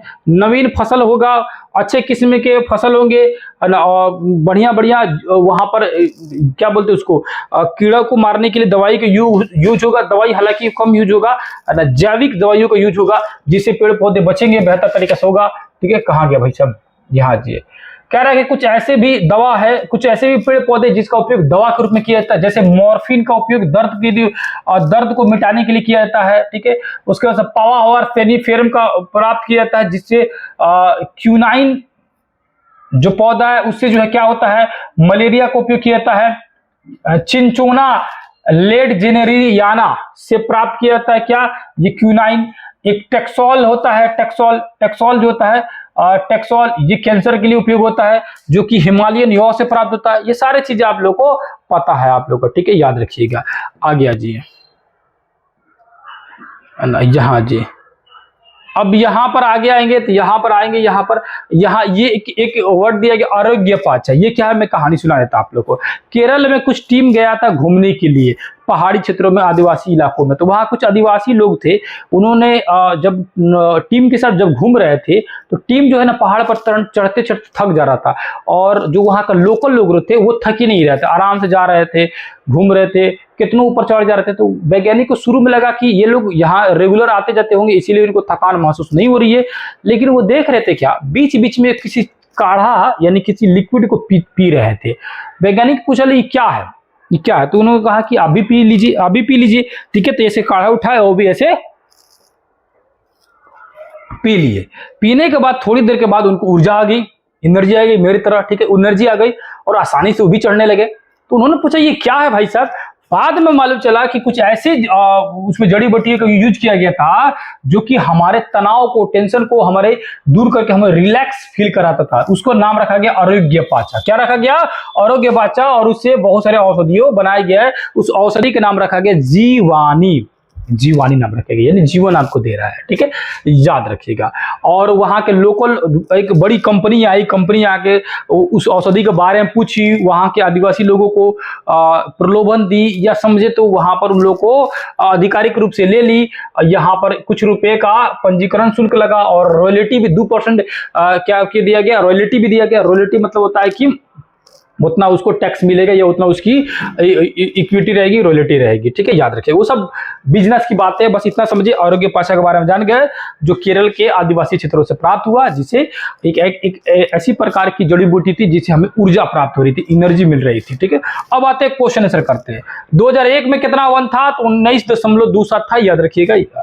अगला देखेंगे लोग, वन स्थिति रिपोर्ट के अनुसार वन का विस्तार लगभग जो है कितना था, तो 20.55। हालांकि अभी 24 हो जाएगा, क्योंकि यहाँ टाइम तो लिखा नहीं है कब का पूछ रहा है, तो अभी 24 हो जाएगा। बिहार में कितना, तो 7.1 था, तो 7 मान सकते हैं। पूर्वोत्तर भारत के 188 आदिवासी जिलों में कितना कुल वन था, तो 60.11 था, अभी जस्ट पढ़े आप लोग। किस राज्य में वन सबसे अधिक, मध्य प्रदेश में। वन संरक्षण एवं प्रबंधन की दृष्टि से वनों को कितने कैटेगरी में बांटा गया है, तो वनों को प्रबंधन और संरक्षण की दृष्टि से वनों को जो है 3 कैटेगरी में बांटा गया था। आपने देखा कि भाई प्रबंधन और संरक्षण की दृष्टि से। अगला लिखा है 1951 से लेकर 1980 के बीच तक जो है कितना वन था, तो 26,200 किलोमीटर एरिया में जो है वनों का विस्तार था, याद रखिएगा, ठीक है। संविधान की धारा 21 क्या कहता है, वन्य जीव एवं प्राकृतिक संसाधनों का संरक्षण किया जाए, यही कहता है। अगला उसके बाद जो है ये वानिकी रिपोर्ट के अनुसार 1948 में कितना वन था, तो 4 अरब था, फिर बाद में 3.4 हुआ, फिर 3.8, 3.4, फिर 2005 में आके फिर से बढ़ा था 3.956 जो हुआ था, पता है आप लोगों को डिटेल से। 1968 में कौन सा सम्मेलन हुआ था, अफ्रीकी कन्वेंशन हुआ था। बेटलैंड कन्वेंशन 1971 में। विश्व आपदा कन्वेंशन 1972 में हुआ था, याद रखिएगा। इनमें से कौन सा जीव है जो भारत में ही पाया जाता है, डॉल्फिन है, भारत में पाया जाता है। हालांकि घड़ियाल भी भारत में पाया जाता है, लेकिन जो गंगई डॉल्फिन है जो भी भारत में पाया जाता है, घड़ियाल भी भारत में पाया जाता है, याद रखिएगा। घड़ियाल भी यहाँ कहा जा सकता है, भारत में पाया जाता है। डॉल्फिन जो होता है ना, वो और भी नदी पाई जाती है, गंगा में भी पाई जाती है, मेकांग में भी पाई जाती है। गंगाई डॉल्फिन कहता है ना, तो वो सिर्फ भारत में पाया जाता है। यहाँ घड़ियाल भी उचित हो सकता है आंसर, क्योंकि घड़ियाल भारत में पाया जाता है, याद रखिएगा। भारत का राष्ट्रीय पक्षी जो कौन सा है, मोर है, याद रखिएगा। आगे आ जाइए। मैंग्रोव का सबसे अधिक विस्तार कहाँ है, तो मैंग्रोव जो वन जो है ना, हालांकि मैंने बोला कि सभी क्षेत्र में पाया जाता है, लेकिन पूछ रहा है सबसे अधिक, तो सुंदरवन में, शुरू में बताया पश्चिम बंगाल वाला सुंदरवन में। टेक्सोल का उपयोग किया जाता है किसके लिए, तो कैंसर के इलाज के लिए किया जाता है। चरक का संबंध किससे है, भारत से है। कनिष्क के दरबार में चिकित्सक थे, बहुत बड़े के चिकित्सक, इनको आयुर्वेद का जनक भी माना जाता है, याद रखिएगा। ये चैप्टर हो गया समाप्त, चैप्टर हो गया काफी डिटेल से उम्मीद है समझोगे। और यहां तक आपने क्लास देखा होगा तो आपसे तहे दिल से रिक्वेस्ट होगा और बेहतर क्लास लगा होगा तो कमेंट करके जरूर बताइए, क्योंकि आपकी कमेंट, आपका जो है जो भी सुझाव रहता है वो हमारे लिए एक तरह से मोटिवेशन काम करता है। किसी भी प्रकार की थोड़ी बहुत त्रुटि हुई होगी, किसी तरह की गलतियां हुई होगी तो उसको आप लोगों को कमेंट करके सजेशन जरूर देना है, या बेहतर क्लास लगा होगा तो उसको भी आप लोग को मोटिवेट करना है, कमेंट करना है, बताना है चीजों को, और ज्यादा से ज्यादा बच्चों के पास शेयर कीजिए, क्लास को आगे बढ़ाइए ताकि चीजों को बेहतर तरीका से मतलब यहां से भी किया जा सके। नए होंगे अगर चैनल पर तो चैनल पर फटाफट जो आप लोग को चैनल को सब्सक्राइब जरूर कीजिएगा और बहुत सारे बच्चों के पास भेजिएगा। मिलते हैं किसी दूसरे क्लास में, तब तक के लिए बहुत बहुत धन्यवाद। और याद रखिएगा जैसे ही ये चैप्टर, जैसे ग हो गया, घ और अंग खत्म होगा, उसके बाद आप लोग को 100+ MCQ कराऊंगा इस पूरे चैप्टर से। ये MCQ तो हो ही रहा है, इसके अलावा खुद से MCQ जो बनाया हूं बेहतरीन तरीके से चैप्टर के अंदर से एक एक क्वेश्चन को निकाला गया है और उस क्वेश्चन को 100+ यानी 135 से 36 क्वेश्चन अब तक बना चुका हूं, तो 150 के आसपास आप लोग क्वेश्चन देखने को मिलेगा जो हूबहू आपके एग्जाम में आएंगे, चाहे मैट्रिक एग्जाम देना चाहते हैं चाहे किसी तरह का। अगर आप वो नोट्स या चीजें प्राप्त करना चाहते हैं तो हमारे नंबर से कांटेक्ट कर प्राप्त कर सकते हैं। मिलते हैं किसी दूसरे क्लास में, तब तक के लिए बहुत बहुत धन्यवाद। जय हिंद, जय भारत।